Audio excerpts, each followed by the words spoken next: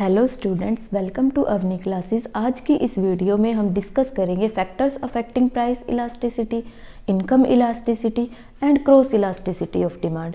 तो वीडियो को शुरू करने से पहले मैं आपको एक बात बता दूं कि इस चैनल पर आपको यूजीसी नेट कॉमर्स का कंप्लीट सिलेबस डिटेल में करवाया जाएगा और ये सिलेबस आपको बिल्कुल फ्री ऑफ कॉस्ट करवाया जाएगा, जिसके लिए आपको कुछ भी पे करने की ज़रूरत नहीं है। ये स्पेशली उन स्टूडेंट्स के लिए है जो किसी भी रीज़न की वजह से कोचिंग सेंटर नहीं जा पाते हैं या कोचिंग नहीं ले पा रहे हैं। तो वो स्टूडेंट्स आराम से घर बैठकर अपने यूजीसी नेट कॉमर्स एग्ज़ाम की तैयारी कर सकते हैं, वो भी बिल्कुल फ्री ऑफ कॉस्ट, जिसके लिए आपको कुछ भी पे करने की ज़रूरत नहीं है। तो चलिए अब हम वीडियो को स्टार्ट करते हैं।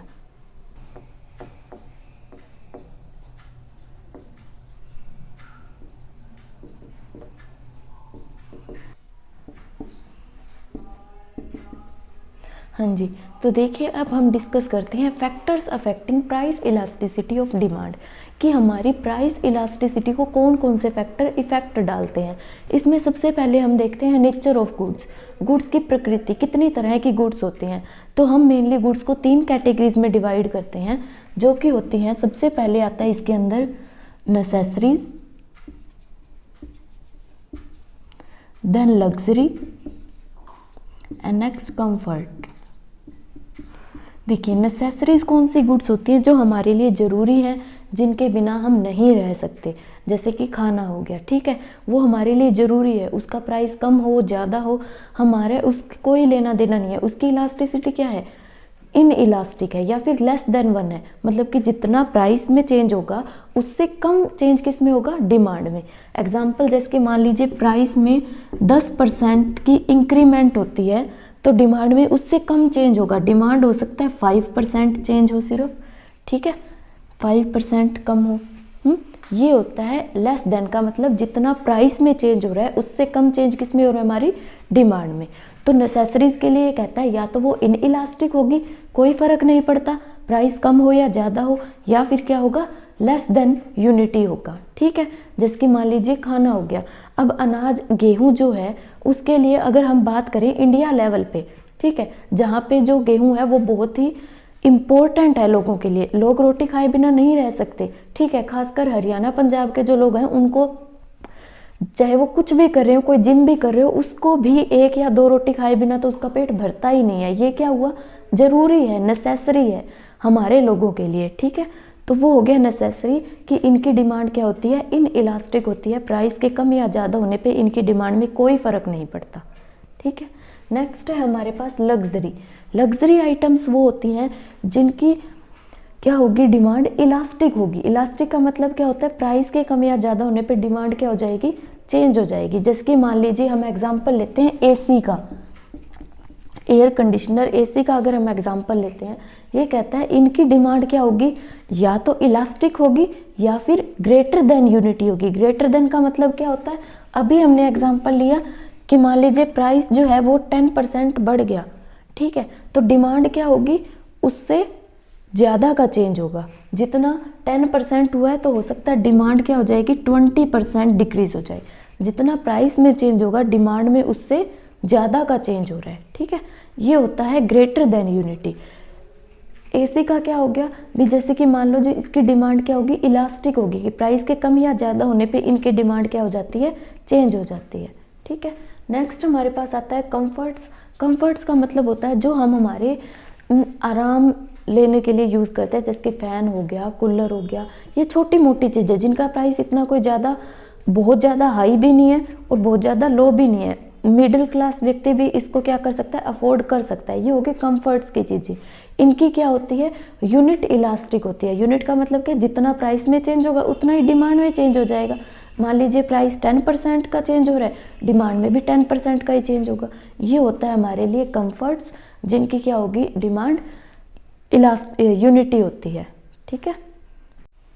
नेक्स्ट पॉइंट है हमारे पास अवेलेबिलिटी ऑफ सब्सटीट्यूट्स। सब्सटीट्यूट्स क्या होते हैं, जब हम एक गुड यूज़ कर रहे हैं उसकी जगह पे हम दूसरी को यूज़ कर सकते हैं, ठीक है। सब्सटीट्यूट्स क्या होते हैं, जैसे कि मान लीजिए टी एंड कॉफ़ी, कि अगर टी का प्राइस कम हो जाएगा तो हम क्या करेंगे, टी का कम हो रहा है, हम कॉफ़ी की डिमांड कम कर देंगे, सारे कहाँ शिफ्ट कर देंगे, टी पे। ये होते हैं सब्स्टिट्यूट कि एक की जगह पे हम दूसरे को यूज़ कर सकते हैं।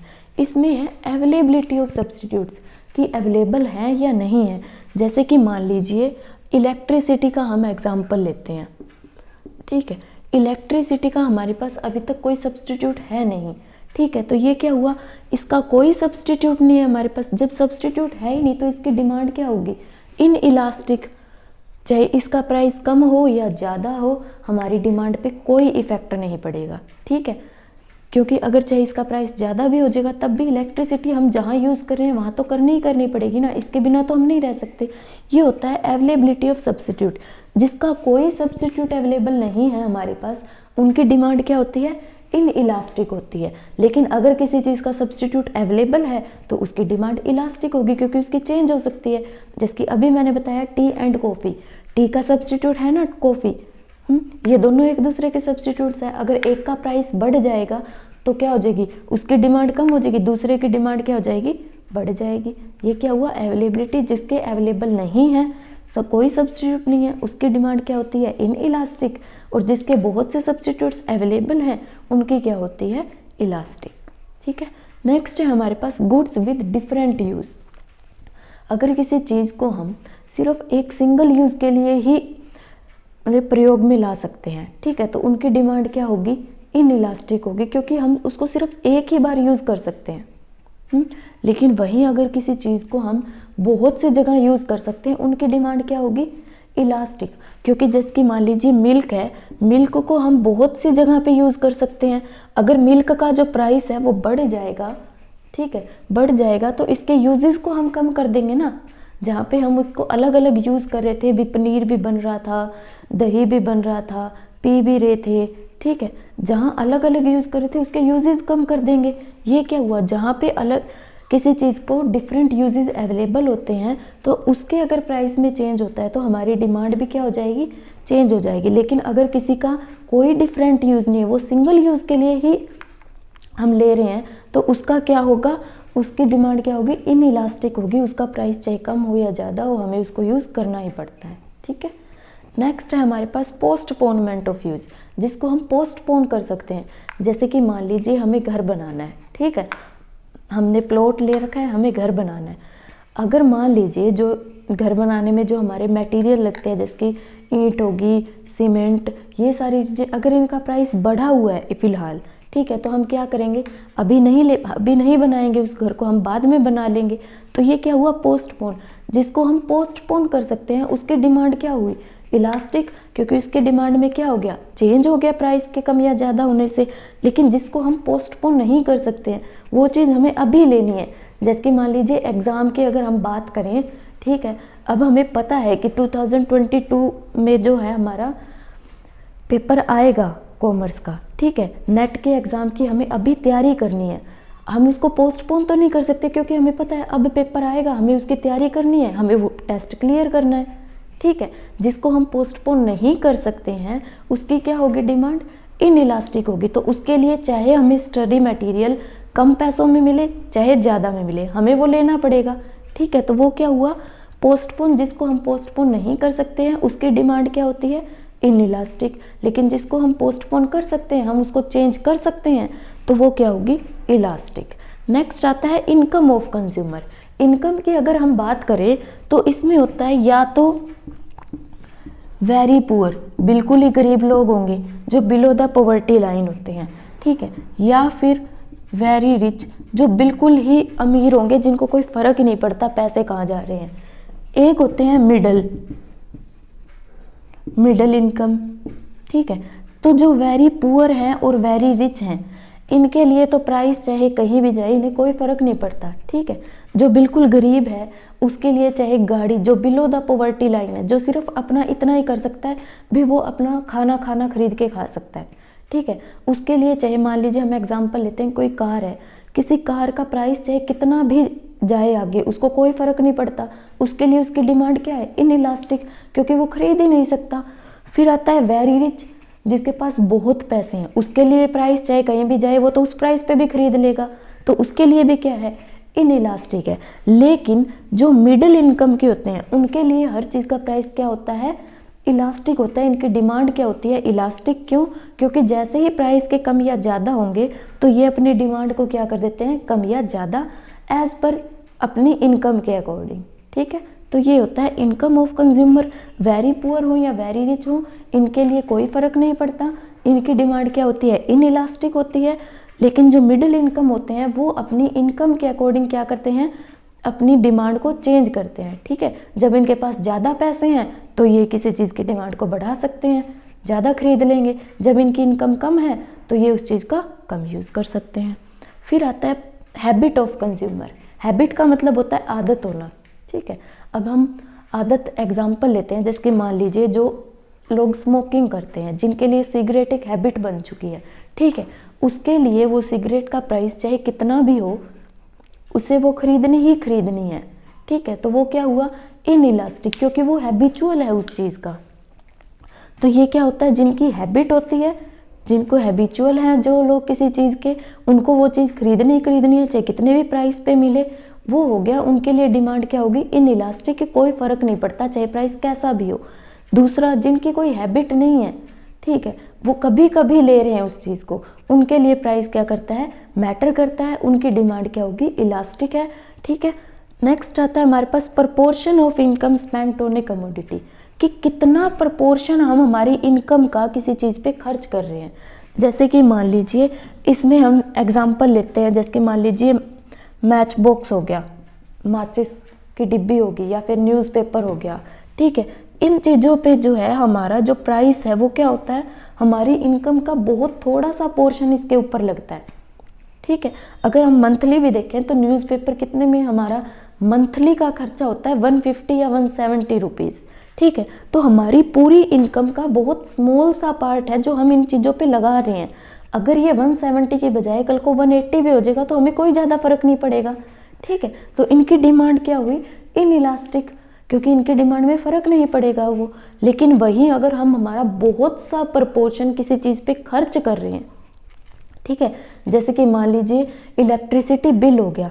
ठीक है, अब हम मान लीजिए गर्मियों में हैं, गर्मियों में सबके घरों में एसी चलते हैं, बिल ज़्यादा आता है। ठीक है, तो पेरेंट्स कहते हैं ना भी सारे एक ही कमरे में बैठ जाओ, भी सारी ये लाइटें मत चसाओ, बिल बहुत ज़्यादा आता है। तो वो क्या हुआ, प्रपोर्शन ऑफ इनकम, क्योंकि हम हमारी इनकम का ज़्यादा पार्ट उस चीज़ पे खर्च कर रहे हैं। ठीक है, ज़्यादा खर्च कर रहे हैं तो हम उसकी डिमांड को कम करेंगे ना वहाँ पे। तो ये क्या हुआ, अगर हमारा प्रपोर्शन बहुत स्मॉल पोर्शन हम उस पर खर्च कर रहे हैं तो हमें कोई फ़र्क नहीं पड़ता उसका प्राइस ज़्यादा हो या कम हो। ठीक है, हमारी इनइलास्टिक डिमांड होगी। वहीं अगर हमारा ज़्यादा प्रपोर्शन हमारी इनकम का किसी चीज़ पे खर्च हो रहा है, उसके प्राइस कम या ज़्यादा होने से क्या होगा, हमारी डिमांड पे इफ़ेक्ट पड़ेगा, वो क्या होगी, इलास्टिक डिमांड। ठीक है, तो ये थे हमारे फैक्टर्स अफेक्टिंग प्राइस इलास्टिसिटी, कि प्राइस की वजह से जहाँ जहाँ हमारी डिमांड में क्या हो रहा है, चेंज हो रहा है। नेक्स्ट हम डिस्कस करेंगे जो हमारे बाकी के पार्ट्स रह गए हैं, टाइप्स रह गए इलास्टिसिटी के, इनकम, क्रॉस, उन सबको। ठीक है, तो चलिए हम देखते हैं इनकम इलास्टिसिटी के बारे में। तो चलिए अब हम देखते हैं इनकम इलास्टिसिटी ऑफ डिमांड।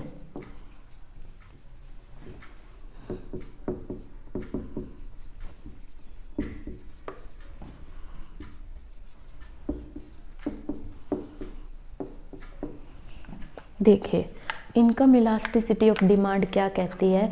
अभी तक हमने पढ़ा था प्राइस के बारे में, कि प्राइस में चेंज होने की वजह से हमारी इनकम में जब हम चेंज को मेज़र करते हैं तो वो हमारी प्राइस इलास्टिसिटी कहलाता है। अब है इनकम इलास्टिसिटी, कि इनकम में चेंज होने की वजह से हमारी डिमांड में कितना चेंज हो रहा है।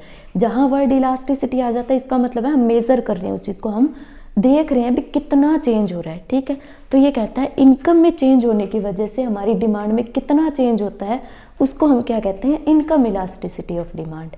ठीक है, तो इसको हम ये भी कह सकते हैं, ये क्या कहता है, यहाँ पे ई वाई, इसका मतलब है इन, वाई का मतलब होता है इनकम, कि इनकम में चेंज होने की वजह से डिमांड में कितना चेंज हो रहा है। ये कहता है percentage change in quantity demanded, Q का मतलब क्वांटिटी डिमांडेड, बाय में परसेंटेज चेंज इन इनकम। अब देखिए, जब हमने प्राइस पढ़ा था तो हमने यहाँ पे माइनस का सिंबल लगाया था, लेकिन यहाँ पर वो सिंबल नहीं आएगा। क्यों नहीं आएगा? क्योंकि जब हमारी इनकम बढ़ती है तो हमारी डिमांड भी क्या होगी? बढ़ेगी। ठीक है, इनकम के बढ़ने पे डिमांड भी क्या होगी? तो बढ़ेगी। और इनकम के कम होने पे डिमांड भी क्या होती है? कम होती है। तो इनकम और डिमांड में कौन सा रिलेशन होता है? पॉजिटिव रिलेशन होता है। इसलिए इस फॉर्मूले में यहाँ पे माइनस का सिंबल नहीं लगाना। ठीक है, आगे ये चीज़ समझ। अब ये हमने ये देखा था कि जब हम प्राइस इलास्टिसिटी की बात कर रहे थे, हमने कहा था बाकी सब चीज़ों को कांस्टेंट रखना है। सेम वही इसमें है। इनकम इलास्टिसिटी भी यही कहते हैं कि बाकी सारे फैक्टर्स कौन कौन से, चाहे प्राइस हो, प्राइस ऑफ रिलेटेड गुड्स हो, जो भी हमारे फैक्टर्स हैं, टेस्ट, प्रेफरेंस, सब क्या रहेंगे? कांस्टेंट रहेंगे। ये रिलेशन किसका बताएगा? सिर्फ और सिर्फ इनकम और डिमांड का, कि इनकम में चेंज होने की वजह से हमारी डिमांड में कितना चेंज हो रहा है। ये प्रपोर्शन होता है, रेशो होता है किसका? Percentage change in quantity demanded और परसेंटेज चेंज इन इनकम का। ठीक है, आगे हम इसकी डिग्रीज की बात करते हैं। तो सबसे पहले इसके अंदर आता है हमारे पास positive income elasticity. Positive income elasticity of demand. Positive का मतलब क्या होगा? जब इनकम के बढ़ने पे डिमांड भी बढ़ रही है, वो पॉजिटिव होता है। ये किस केस में होगा? जब हम बात करते हैं नॉर्मल गुड्स की। गुड्स क्या होती हैं? जैसे कि मान लीजिए हमारी इनकम बढ़ेगी, इनकी डिमांड भी बढ़ जाएगी। इनकम कम होगी, इनकी डिमांड भी क्या हो जाएगी? कम हो जाएगी। जो नॉर्मल हम हमारी डेली लाइफ में यूज़ करते हैं वो सारी गुड्स इसमें आ जाती हैं। नॉर्मल गुड्स यही होता है। ठीक है, तो ये क्या कहता है कि इसमें जो हमारी डिमांड कर्व है वो अपवर्ड जाती है इस डायरेक्शन में। ठीक है,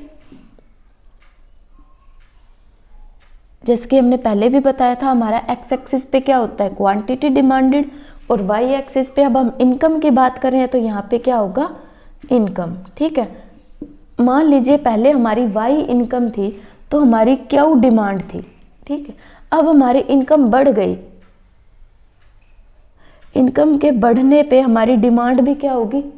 बढ़ गई। ठीक है, यहाँ क्या हो गया? ये Q1 पे, ये Y पे। इनकम के बढ़ने पे डिमांड भी क्या होगी? बढ़ेगी। तो हम ये कह सकते हैं नॉर्मल गुड्स के केस में हमारी जो इलास्टिसिटी ऑफ डिमांड होती है वो क्या होती है? पॉजिटिव होती है। ठीक है, इनकम के बढ़ने पे ये बढ़ जाती है, कम होने पे कम हो जाएगी। ठीक है, और नॉर्मल गुड्स में हमारी जो भी होते हैं, हमारे क्लोथ्स हो गए, शूज़ हो गए, जो भी हमारे हाउस होल्ड अप्लायंसेज हैं, उन सबको वो नॉर्मल गुड्स में आते हैं। तो ये होगी हमारी नॉर्मल गुड्स। ठीक है, अब इसी में ये था पॉजिटिव इनकम इलास्टिसिटी। इसी में हम एक और चीज़ डिस्कस करते हैं, जैसे कि हमने डिग्रीज पढ़ी थी प्राइस इलास्टिसिटी में, less than, greater than, unity. वही चीज़ अब हम इसमें डिस्कस कर लेते हैं। ठीक है, तो देखिए एक बार हम इसको इरेज कर देते हैं यहाँ से। सबसे पहले हम बात करते हैं ग्रेटर देन की। ठीक है, ग्रेटर देन यूनिटी। तो सेम वही चीज़ रहेगी कि जितना पोर्शन, जितना रेशो हमारी इनकम का चेंज हो रहा है उससे ज़्यादा में क्या होगा? हमारी डिमांड में चेंज होगा। सेम वही, मान लीजिए हमारी जो इनकम है वो 10% से चेंज हो रही है, 10% से इंक्रीज हो रही है, हमारी डिमांड उससे ज़्यादा का चेंज करेगी। हो सकता है 20% इंक्रीज कर जाए। ठीक है, ये क्या होगा? जितना इसका रेशो चेंज होगा उससे ज़्यादा का क्या होगा? हमारा परसेंटेज इसका बढ़ेगा। ठीक है, ये होता है ग्रेटर देन यूनिटी। यहाँ होती है वाई एक्सिस पे हमारी इनकम और एक्स एक्सिस पे क्वांटिटी। पहले हमारी इनकम वाई है तो हम क्यू डिमांड कर रहे हैं। जब हमारी इनकम बढ़ जाएगी, Y1 हो जाएगी, तो हमारी डिमांड भी बढ़ जाएगी। हमारी डिमांड होगी Q1। अब इनको ज्वाइन करते हैं हम।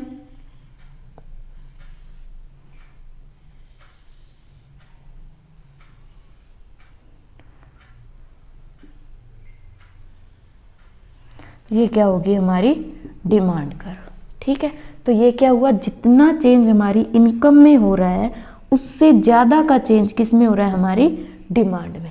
यही चीज़ होती है ग्रेटर देन यूनिटी की। इनकम के बढ़ने पे जब हमारी डिमांड में इनकम से ज़्यादा का चेंज होगा। ठीक है, ये होती है greater than unity. Same as it is less than unity क्या होगा, इनकम में जितना चेंज हो रहा है डिमांड में उससे कम का चेंज होगा। ठीक है, ये तो हमें पता ही है कि इनकम बढ़ेगी तो डिमांड ऑब्वियस ही है बढ़ेगी ही बढ़ेगी। ठीक है, जितने पैसे कोई ज़्यादा कमा रहा है वो उतने ज़्यादा खर्च करेगा। तो वही चीज़ है। अब इसमें हम बात करते हैं लेस देन यूनिटी की। लेस देन क्या होता है कि इनकम में जितना चेंज होगा उससे कम का चेंज किस में होगा, हमारी डिमांड में। हो सकता है 5% ही बढ़े। ठीक है, इसको हम कैसे दिखाएंगे, सेम एज इट इज़ वही कि वाई एक्सिस पे क्या होती है हमारी इनकम और एक्स एक्सिस पे क्या होगी डिमांड। ठीक है, जब हमारी इनकम वाई है तो हम क्या क्वांटिटी डिमांड कर रहे हैं। जब हमारी इनकम बढ़ जाएगी वाई 1 होगी तो हमारी क्वांटिटी भी क्या हो जाएगी, बढ़ जाएगी, डिमांड बढ़ जाएगी। अब जब हम इनको ज्वाइन करेंगे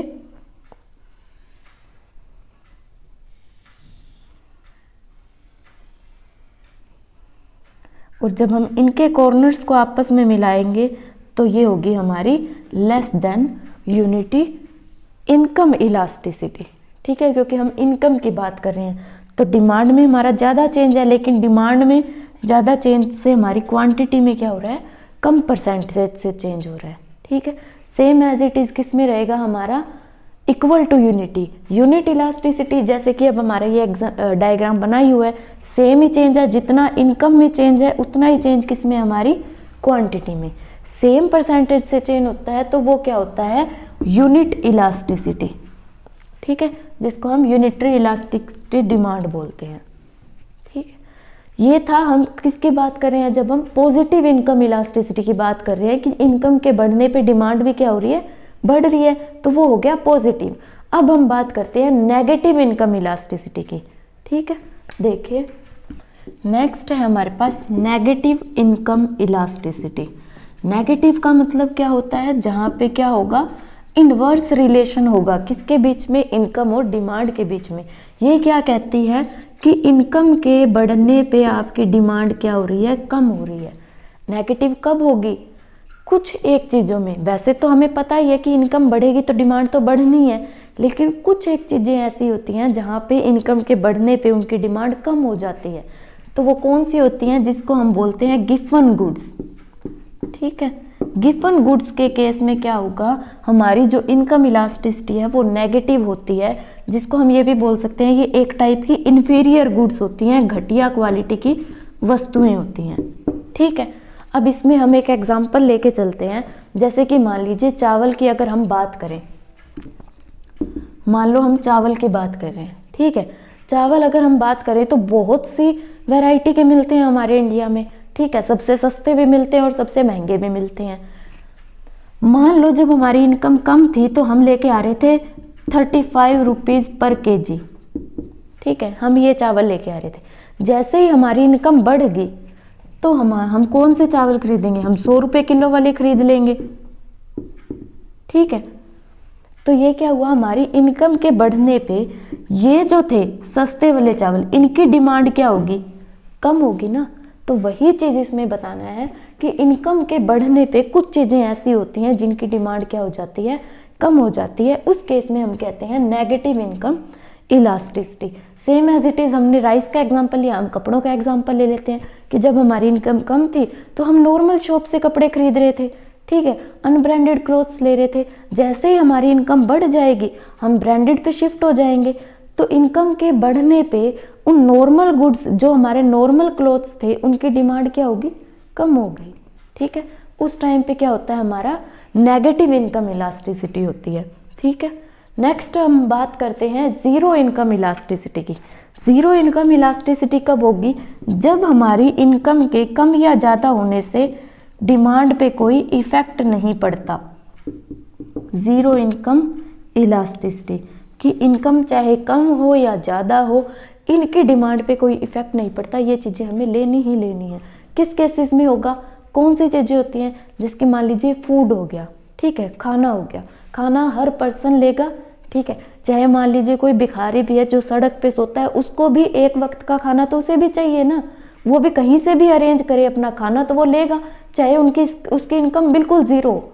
सेम एज इट इज बहुत अमीर व्यक्ति भी है, उसे भी खाना चाहिए, ठीक है, चाहे गरीब हो अमीर हो, हर किसी को खाना तो चाहिए ही चाहिए। उस केस में क्या हुआ, जीरो इनकम इलास्टिसिटी, कि इनकम मैटर नहीं करती है, ये चीजें हर किसी को चाहिए, उनकी डिमांड तो होगी ही होगी मार्केट में, ठीक है। तो ये था हमारा इनकम इलास्टिसिटी। नेक्स्ट हम बात करेंगे क्रॉस इलास्टिसिटी के बारे में। तो चलिए हम स्टार्ट करते हैं। नेक्स्ट हम डिस्कस करते हैं क्रॉस इलास्टिसिटी ऑफ डिमांड, ठीक है। इसमें क्या होगा, क्रॉस इलास्टिसिटी में हम बात करते हैं सब्स्टिट्यूट्स और कॉम्प्लीमेंट्री गुड्स के, मतलब कि प्राइस ऑफ रिलेटेड गुड्स के बारे में हम डिस्कस करते हैं। हमने दो चीज़ें पहले पढ़ी थी, सब्स्टिट्यूट्स और कॉम्प्लीमेंट्री गुड्स, ठीक है। एक बार हम उसको रिवाइज कर लेते हैं, substitutes and complementary goods. Substitutes क्या होते हैं, जब एक की जगह पे हम दूसरे को यूज़ कर सकते हैं, ठीक है, जैसे कि T and coffee, cold drinks में पेप्सी एंड कोक की एक की जगह पे हम दूसरी को यूज़ कर सकते हैं, वो होते हैं सब्स्टिट्यूट्स। कॉम्प्लीमेंट्री गुड्स होती हैं जो एक दूसरे को पूरा करती है, कि एक को यूज़ कर रहे हैं तो दूसरी को साथ में यूज़ करना पड़ेगा, ठीक है, जिसकी pen and ink, car and petrol, वो चीज़ें, ठीक है। अब हम बात करते हैं क्रॉस इलास्टिसिटी के बारे में। तो क्रॉस इलास्टिसिटी कहती है percentage change in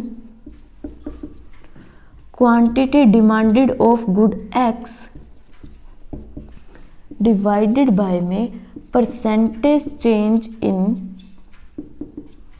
price of good Y, ठीक है, कि एक चीज के प्राइस में चेंज होने की वजह से दूसरी की डिमांड में कितना चेंज हो रहा है, ठीक है। सेम रहेगा सब्स्टिट्यूट और कॉम्प्लीमेंट्री की हम बात कर रहे हैं। मान लीजिए हम यहाँ एग्जांपल लेते हैं टी और कॉफ़ी का,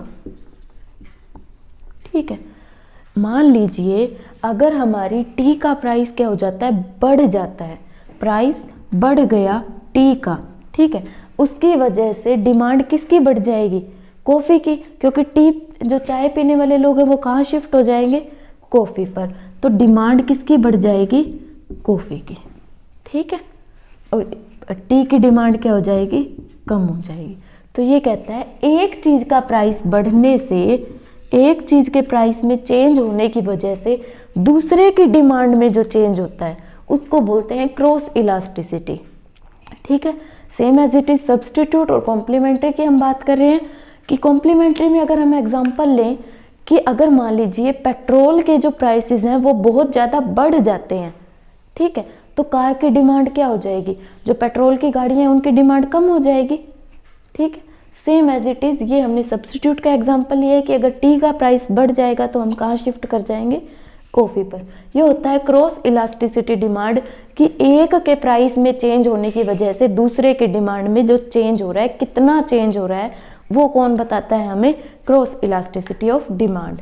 तो इसमें अगर हम बात करें तो ये तीन तरह की होती है। सबसे पहले इसके अंदर आता है हमारे पास positive cross elasticity. Positive cross elasticity, देखिए पॉजिटिव कब होगी, पॉजिटिव कब होगा, जब एक का प्राइस बढ़ रहा है तो दूसरे की डिमांड बढ़ रही है। जैसे अभी हमने एग्जांपल लिया, टी का प्राइस बढ़ रहा है तो डिमांड किसकी बढ़ रही है, कॉफ़ी की। सेम डायरेक्शन में जा रहे हैं कि टी का प्राइस बढ़ने से कॉफ़ी की डिमांड बढ़ रही है, पॉजिटिव रिलेशन हो गया। सेम एज इट इज़ अगर मान लीजिए टी का प्राइस कम हो जाएगा, ठीक है, तो कॉफ़ी पीने वाले टी पे आ जाएंगे, तो कॉफ़ी की डिमांड क्या हो जाएगी, कम हो जाएगी। पॉजिटिव रिलेशन है, तो हम ये कह सकते हैं पॉजिटिव क्रॉस इलास्टिसिटी कब होती है, किस केस में होगी, सब्स्टिट्यूट के केस में। कब होगी पॉजिटिव क्रॉस इलास्टिसिटी, सब्स्टिट्यूट्स के केस में क्या होती है, पॉजिटिव क्रॉस इलास्टिसिटी होती है। और इसका डायग्राम की अगर हम बात करें तो यहाँ आती है हमारे पास क्वांटिटी डिमांडेड, यहाँ प्राइस जो भी है, ठीक है, हमने मान लिया ये हमारा प्राइस पहले था, ये होगी हमारी क्वांटिटी। अब प्राइस बढ़ गया, P1 पे चला गया और क्वांटिटी कहाँ चली गई, Q1 पे, ठीक है, को हम ज्वाइन करेंगे आपस में, तो ये हमारी क्या बन जाएगी, डिमांड कर्व, ठीक है।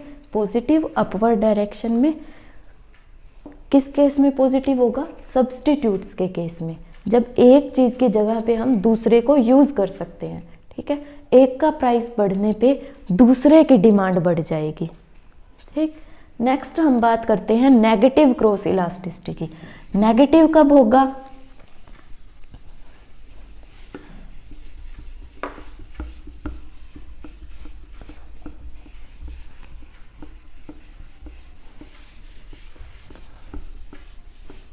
Negative cross elasticity. ठीक है, नेगेटिव किस केस में होगा? जब हमारी गुड्स क्या होंगी? कॉम्प्लीमेंट्री गुड्स होंगी। पूरक वस्तुएं जिसको हम बोलते हैं, कॉम्प्लीमेंट्री गुड्स जो एक दूसरे को पूरा करती है। ठीक है, जैसे कि मान लीजिए कार एंड पेट्रोल। कि अगर पेट्रोल के प्राइस ज़्यादा हो गए, ठीक है, तो डिमांड किसकी कम हो जाएगी? जो पेट्रोल वाली गाड़ी है उनकी डिमांड क्या हो जाएगी? कम हो जाएगी। अपोजिट डायरेक्शन में है, इन्वर्स रिलेशन है, नेगेटिव क्रॉस इलास्टिसिटी हो गया। तो नेगेटिव किस केस में होगी? कॉम्प्लीमेंट्री गुड्स के केस में। ठीक है, ये प्राइस क्वांटिटी, प्राइस क्या हो गया? बढ़ गया P1, तो इसकी डिमांड क्या हो जाएगी? कम हो जाएगी। कहाँ पे आ जाएगी? Q1 पे। ठीक है, इसको ज्वाइन कर देंगे हम। ये क्या हो जाएगी? हमारी डिमांड कर्व। ठीक है, क्या होगा? नेगेटिव इन्वर्स रिलेशन है आपस में कि एक चीज़ का प्राइस बढ़ने पे दूसरे की डिमांड क्या हो रही है? कम हो रही है। नेगेटिव होगा किस केस में? जब दो गुड्स क्या होंगी आपस में?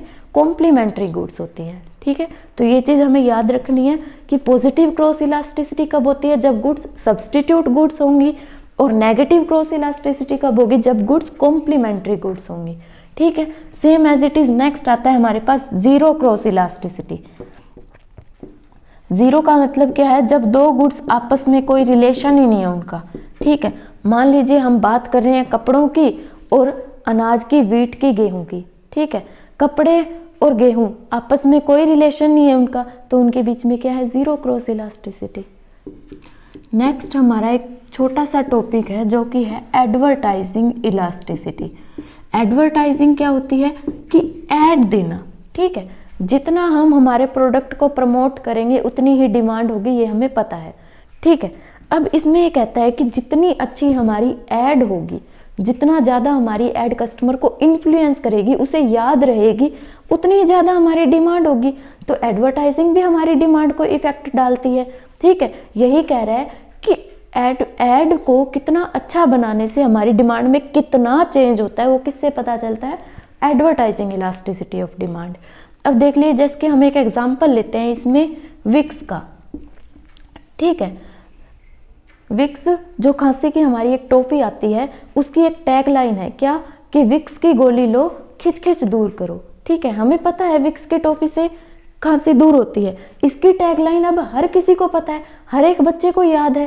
क्यों? क्योंकि इसकी एड, इसकी जो टैग लाइन है वो इतनी सिंपल है, इतना वो कस्टमर को इन्फ्लुएंस करती है कि वो जल्दी से उसके माइंड में वो याद रह जाती है। ठीक है, तो ये चीज़ क्या हुई कि ऐड को इतना अच्छे तरीके से बनाना ताकि वो कस्टमर को याद रह जाए, तो उससे क्या होगी? हमारी डिमांड भी क्या होगी? बढ़ जाएगी। अगर मान लीजिए नॉर्मल हमें खांसी होती भी है तो पहले 2-3 दिन तो हम यही सोचते हैं कि विक्स की टॉफी से ही ठीक हो जाएगी। ठीक है, हम डॉक्टर के पास तो बाद में जाएंगे, पहले तो हम वही उपचार करते हैं। तो ये क्या हुआ? उस प्रोडक्ट की डिमांड है। क्यों है उसकी डिमांड? क्योंकि उसकी एड इतनी इफेक्टिव है कि वो हर किसी को याद है। ठीक है, तो ये हो गया एडवर्टाइजिंग इलास्टिसिटी। तो नेक्स्ट वीडियो में हम डिस्कस करेंगे कंज्यूमर बिहेवियर के बारे में, यूटिलिटी क्या होती है उस चीज़ के बारे में। तब तक के लिए अगर आपको ये वीडियो अच्छी लगी हो तो प्लीज़ इस वीडियो को लाइक कर दीजिए, शेयर कर दीजिए, और अगर आपकी कोई क्वेरी हो तो कमेंट कर दीजिए और कमेंट में ज़रूर बताइए कि आपको ये वीडियो कैसी लगी। और साथ ही इस चैनल को सब्सक्राइब कर लीजिए, और सब्सक्राइब करने के साथ साथ नोटिफिकेशन को ऑल पर सेट करना ना भूलें ताकि आपको आने वाली वीडियोज़ की अपडेट मिल सके। और लास्ट में मैं आपको फिर से एक बात याद करवा दूं कि प्लीज़ इस वीडियो को उन स्टूडेंट्स तक ज़रूर पहुंचाएं जो कोचिंग नहीं ले पा रहे हैं, ताकि वो अपने घर पर बैठकर आराम से यूजीसी नेट कॉमर्स की तैयारी बिल्कुल फ्री ऑफ कॉस्ट कर सकें, जिसके लिए उन्हें कुछ भी पे करने की ज़रूरत नहीं है। This is Avani signing.